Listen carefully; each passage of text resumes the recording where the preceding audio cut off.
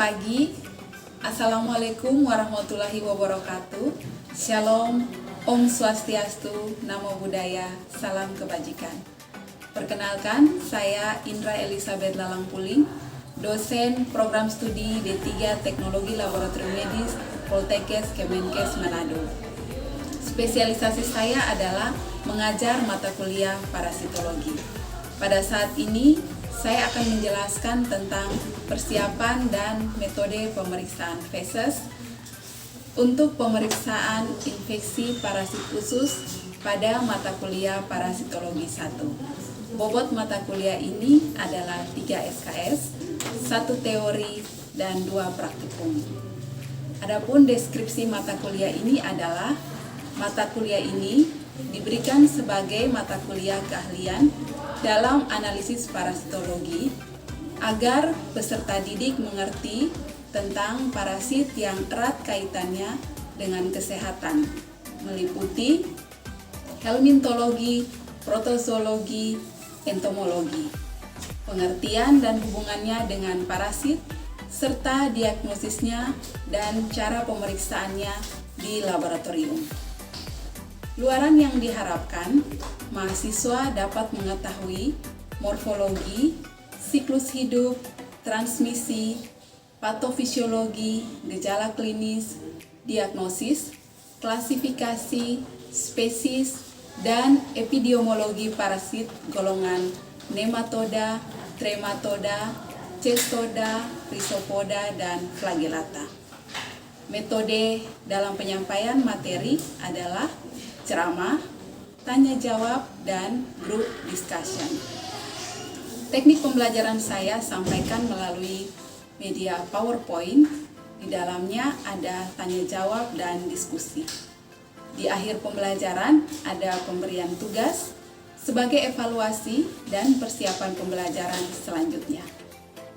Mari kita simak video mengajar saya tentang parasitologi dengan materi fecal examination diagnosis.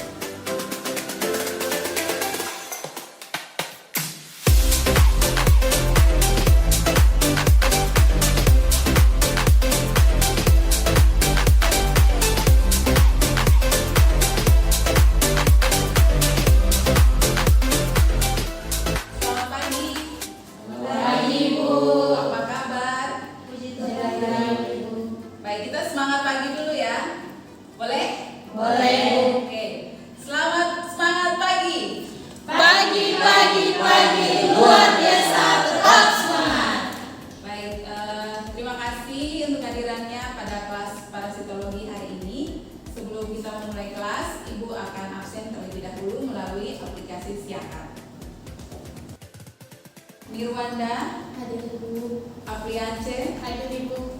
Marsil, hadir Ibu. Gim, hadir Ibu. Elizabeth, hadir Ibu. Putri, hadir Ibu. Baik, hari ini berarti kelas kita 100%. Baik, hari ini materi yang akan kita pelajari adalah pemeriksaan feses ya untuk mendiagnosis infeksi intestinal, protozoa, dan helmin.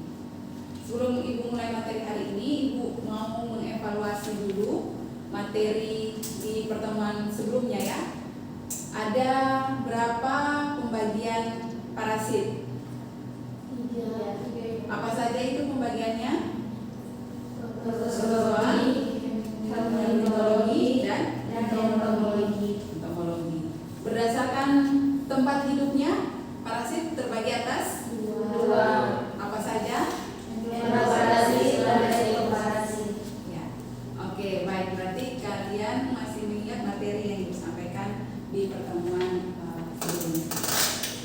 Oke, kita masuk materi hari ini tentang bagaimana kita mempersiapkan ya spesimen untuk pemeriksaan. Ada 2 sumber tinja ya yang akan atau biasa digunakan untuk pemeriksaan di laboratorium, yaitu tinja yang asalnya dari defekasi spontan dan diambil dari rektum. Yang tidak boleh dilakukan adalah menggunakan spesimen tinja yang menggunakan obat pencahar. Jadi hanya melalui defekasi spontan, rasa buang air besar secara alami, buang air besar kemudian ditampung.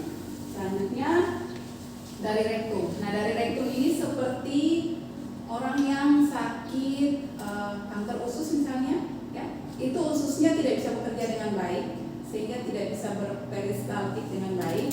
Dia tidak merasa buang air besar, ya. Itu sampel fesesnya akan diambil langsung dari rektum. Tentu saja yang mengambil ini bukan kalian, ya, karena bukan pada kompetensi kalian, tetapi akan diambil oleh dokter atau dokter spesialis, ya.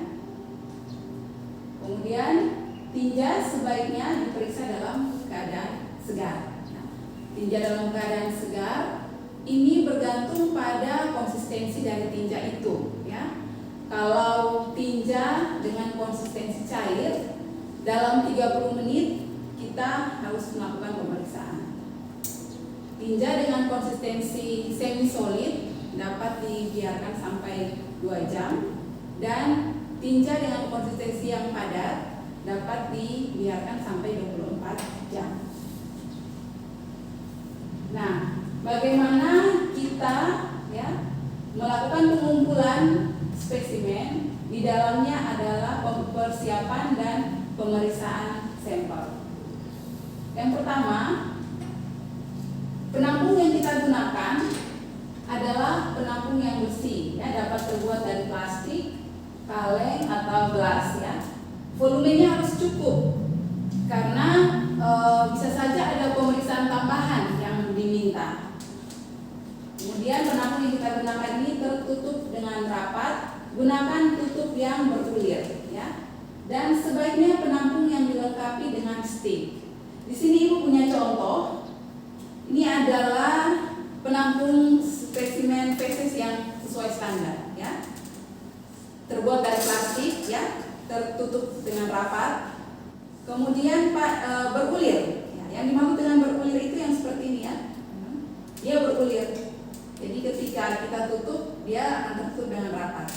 Kemudian ada sticknya. Nah, di sini ditutup tabungnya sudah dilengkapi dengan stick, sehingga ketika kita menampung spesimen feses ke tabung ini akan lebih mudah, ya, tidak mempersulit. Nah, tapi yang seperti ini adanya di tempat-tempat tertentu saja, ya. Bagaimana kalau kita tidak punya yang seperti ini? Boleh, ya, boleh kita gunakan yang biasa, tetapi kita harus melengkapi dengan stick yang terpisah, ya. Selanjutnya, spesimen langsung ditampung di dalam penampung, ya, atau ditampung dulu di atas kertas atau plastik yang bersih, kemudian dipindahkan ke dalam penampung menggunakan stick. Ada yang tahu kenapa harus ditampung secara langsung? Apa yang harus dihindari dari penggunaan penampung secara langsung? Sebenarnya tidak berkontaminasi dengan partikel asing. Ya, terima kasih Putri, betul sekali jawabannya.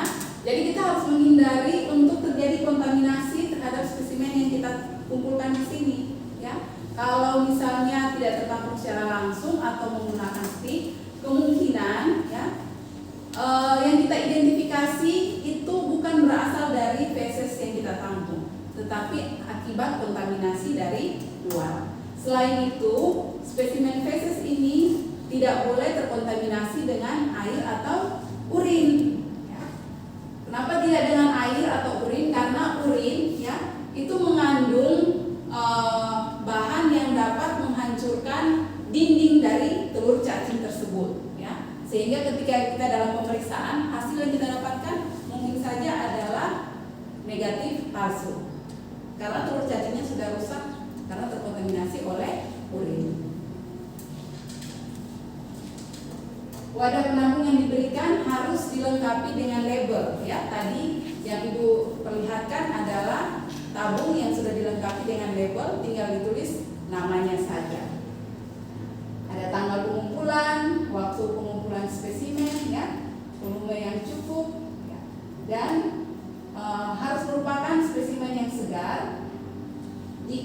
simpan dalam lemari pendingin, ya.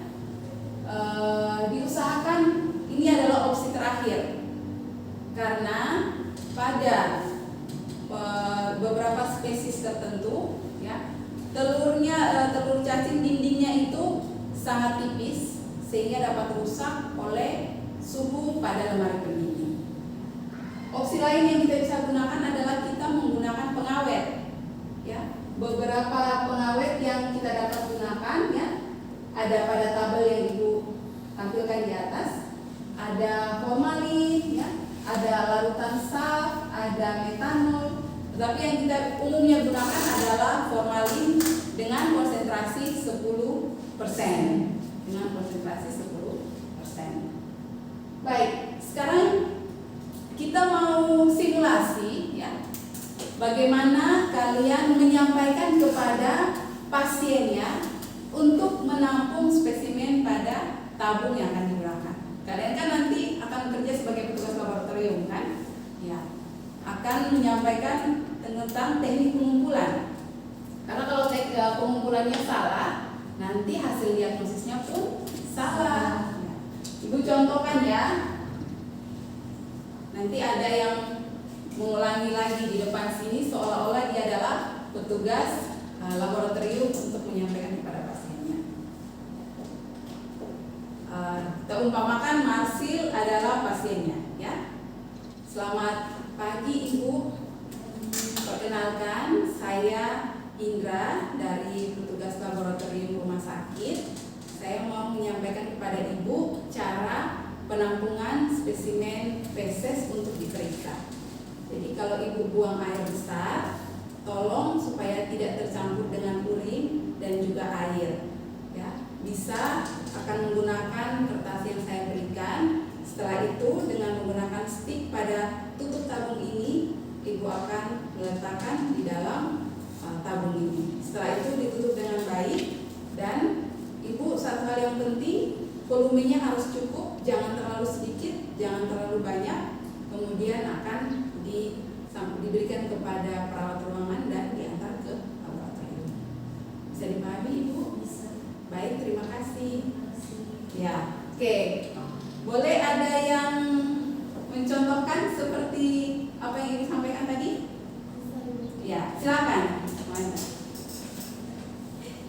Ibu ya yang menjadi pasiennya.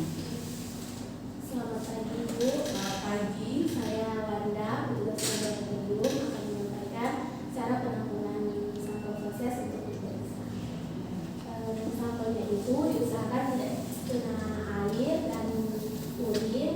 Kemudian saya akan memberikan kertas sebagai penampung. Ibu bisa menggunakan stik untuk mengambilnya, kemudian diletakkan kembali di dalam tempat penampung. Sampelnya itu tidak boleh terlalu sedikit dan tidak boleh terlalu banyak. Kemudian bisa diantarkan kepada petugas laboratorium. Terima kasih. Terima kasih. Beri aplaus dulu untuk Oke, jadi seperti itu ya caranya untuk kita menyampaikan kepada pasien bagaimana proses penampungan spesimen. Oke, kita lanjutkan. Ketika sampel sudah ada ya di laboratorium, kita akan siap untuk melakukan pemeriksaan.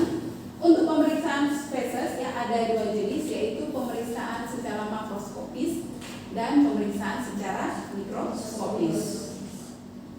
Apa saja tadi pemeriksaan makroskopisnya? Yang pertama warna, yang kedua bau, yang ketiga konsistensi. Baik. Kemudian sekarang kita masuk pada mikroskopisnya ya. Nah, tujuan utama untuk pemeriksaan mikroskopis ya adalah mencari protozoa dan telur cacing yang terkandung di dalam spesimen feses tersebut. Ini ada beberapa cara, ada pemeriksaan langsung ya, teknik konsentrasi dan perwarnaan permanen. Larutan pewarna yang digunakan ya, biasanya ini ada beberapa tergantung pada peruntukannya. Yang pertama untuk pemeriksaan yang natif ya, pemeriksaan yang mudah dan cepat dan yang masih menjadi gold standar dalam pemeriksaan mikroskopis feses itu kita menggunakan larutan eosin dengan konsentrasi 1-2%. Selain itu bisa juga digunakan blue gold dengan konsentrasi 1-2%. Jika kebutuhan kita adalah untuk melihat ya leukosit yang terkandung di dalam spesimen feses, kita gunakan larutan asam asetat 10%. Ya. Selain pewarna di atas, ada juga ternyata larutan yang kita bisa gunakan tetapi tidak berwarna, yaitu larutan salin 0,9%. Apa-apa saja yang kita amati ya untuk pemeriksaan mikroskopis yang kita bisa amati adalah sel epitel, ya, makrofag, leukosit, eritrosit, kristal-kristal, sisa makanan, sel ragi, dan juga yang menjadi tujuan utama kita adalah identifikasi telur ya atau larva dari cacing. Ini adalah komponen-komponen yang bisa kita temukan ya pada pemeriksaan mikroskopis dari feses. Oke. Selanjutnya, Ibu akan jelaskan tentang pemeriksaan sederhana yang mudah dan cepat yang biasa dilakukan di laboratorium, yaitu pemeriksaan feses dengan metode natif. Ya. Prosedurnya kalian bisa lihat pada gambar di depan. Kita menggunakan bahannya ada pewarna, ya. Kemudian ada deglas, ya, deglas atau kaca penutup, ada objek gelas, ada sampel feses, dan juga ada aplikator, ya, aplikator. Nah, caranya yang pertama tentu saja alat-alat yang kita gunakan harus dalam keadaan bersih, ya, harus dalam keadaan bersih. Kemudian untuk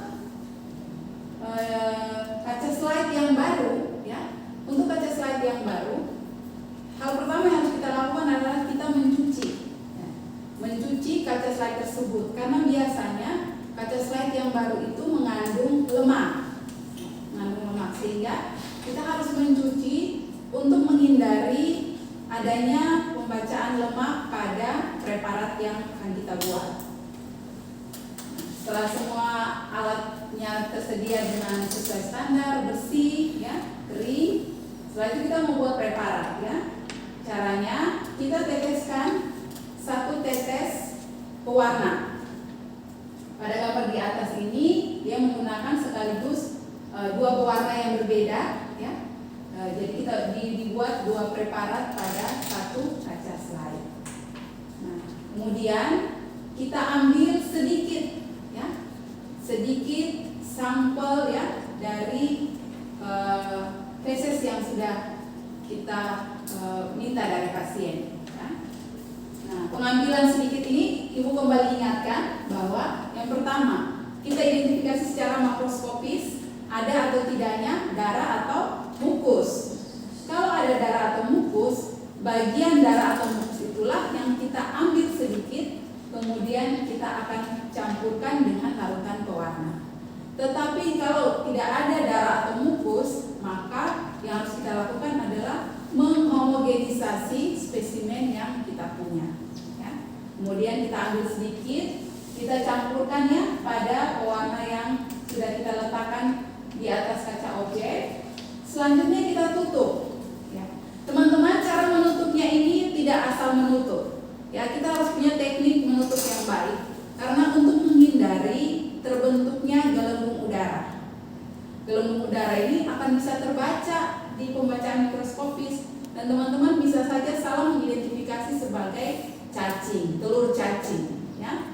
Oleh karena itu caranya adalah kita letakkan, ya, ujung deglas, ya, pada bagian ujung dari campuran yang sudah kita buat, kemudian kita tutup. Ya, jadi kita buat sudut dulu.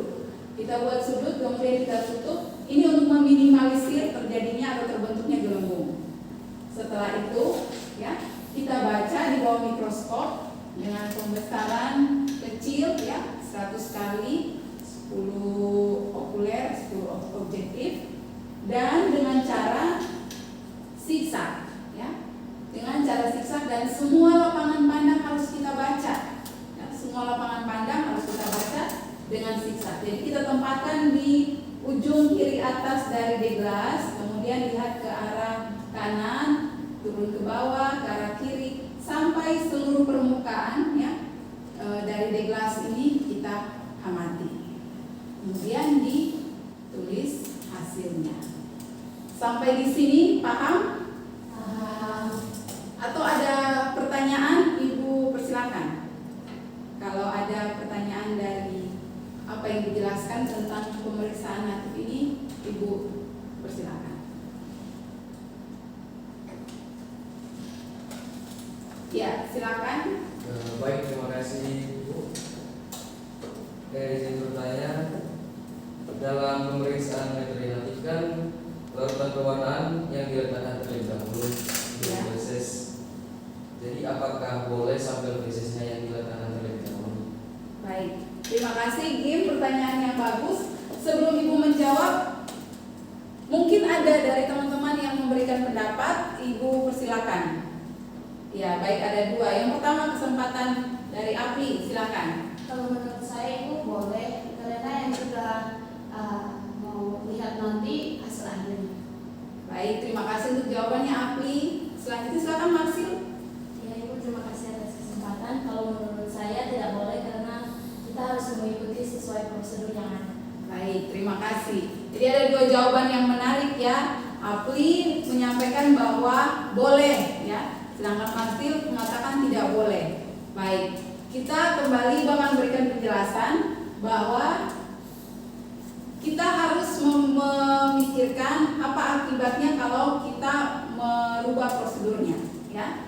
Nah, kemungkinan ketika kita sudah meletakkan duluan sampel atau spesimennya, baru kita tambahkan pewarnanya, kemungkinan akan ada percikan dari feses tersebut yang akan mengkontaminasi pewarna, ya. Mengkontaminasi pewarna, sehingga sebaiknya dan disarankan oleh prosedur bahwa kita harus meletakkan terlebih dahulu pewarnanya, kemudian baru spesimen fesesnya, ya. Jadi kita tidak bisa hanya fokus kepada hasil akhirnya, tetapi prosesnya itu pun harus penting, karena dengan proses yang keliru atau salah, maka hasil yang kita dapatkan pun tidak akan valid, ya. Bahkan akan merusak reagen yang kita bisa gunakan beberapa kali, ya. Bisa, Gim? Bisa Bu. Ya, terima kasih atas pertanyaannya. Ya, materi hari ini sudah selesai, ya. Kita akan lanjutkan dengan diskusi. Ibu akan memberikan dua contoh kasus dan kita akan diskusi secara berkelompok. Ya, kasus yang pertama bisa dicatat, ya. Kasus yang pertama adalah Anda sebagai ATLM menerima spesimen di laboratorium yang ternyata ketika dikonfirmasi spesimen itu telah dikumpulkan pada hari kemarin. Apa yang akan Anda lakukan? Kasus yang kedua adalah Anda menerima spesimen di laboratorium, kemudian karena kesibukan kerja kalian lupa untuk memeriksa spesimen tersebut. Apa yang akan Anda lakukan?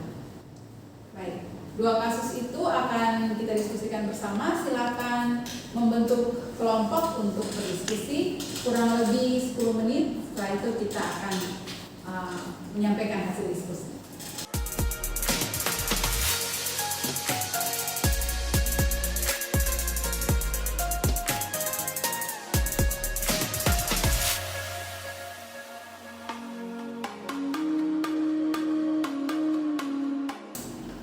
Baik, waktu diskusi sudah cukup. Kita akan lanjutkan pada pemaparan hasil diskusi.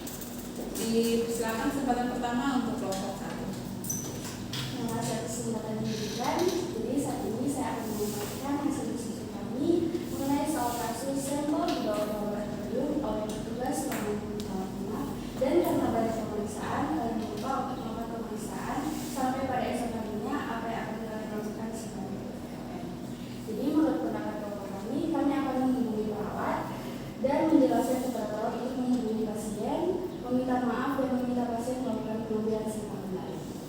Jawaban yang bagus sekali. Beri aplaus dulu untuk kelompok 1. Jadi poin penting di sini adalah permintaan maaf yang kalian berikan ya, karena kelalaian dari kalian. Sebagai manusia tentu saja punya kekurangan, tetapi jangan lupa untuk meminta maaf dan meminta untuk kembali meminta spesimen. Sekali lagi terima kasih untuk kelompok 1. Selanjutnya diberikan kesempatan kepada kelompok 2. Baik, terima kasih atas kesempatan yang diberikan kepada kami kelompok 2 untuk menyampaikan hasil diskusi kami mengenai ketika sampel dibawa ke laboratorium oleh petugas ruangan rawat inap dan setelah ditanyakan ternyata sampel itu telah ditampung dari kemarin, apa yang akan kami lakukan sebagai ATLM? Nah, berdasarkan hasil diskusi kami, pertama kami akan menanyakan dulu kepada perawat atau melihat apakah sampel tersebut digunakan pengawet atau tidak. Kalau sampel tersebut digunakan pengawet, otomatis sampel tersebut masih bisa kami lakukan pemeriksaan. Tetapi ketika sampel tersebut tidak ada pengawetnya, kami akan melihat konsistensinya, apakah dia padat atau cair. Kalau dia padat, dia pemeriksaannya itu kan terbatas waktu 24 jam. Nah, kalau sampel tersebut cair, pemeriksaan hanya sampai batas waktu 2 jam saja. Otomatis kami akan memberitahu kepada perawat ketika konsistensinya cair dan kami akan menghubungi pasien untuk meminta maaf kepada pasien dan untuk meminta pasien melakukan pengambilan sampel kembali untuk dilakukan pemeriksaan ulang. Baik, terima kasih. Jawaban yang bagus sekali. Beri aplaus untuk kelompok 2. Jadi yang pertama memastikan ya apakah sampel tersebut menggunakan pengawet atau tidak pada wadahnya ya. Yang berikutnya melihat konsistensinya ya. Kalau sampel dengan konsistensi padat, maka kita bisa memeriksanya setelah dalam waktu 24 jam. Berarti kita masih bisa tuh memeriksanya. Ya, tetapi kalau konsistensinya cair atau semi solid, kita harus minta maaf dan melakukan pengambilan sampel kembali. Baik, untuk setelah diskusi ini berarti materi pembelajaran kita hari ini sudah selesai. Kita akan ketemu lagi minggu depan ya. Tapi ada tugas untuk kalian. Untuk kelompok 1 menyusun bahan presentasi tentang nematoda, dan untuk kelompok 2 menyusun bahan presentasi tentang trematoda ya, akan disampaikan pada kuliah minggu depan. Demikian pertemuan kita pada hari ini. Terima kasih.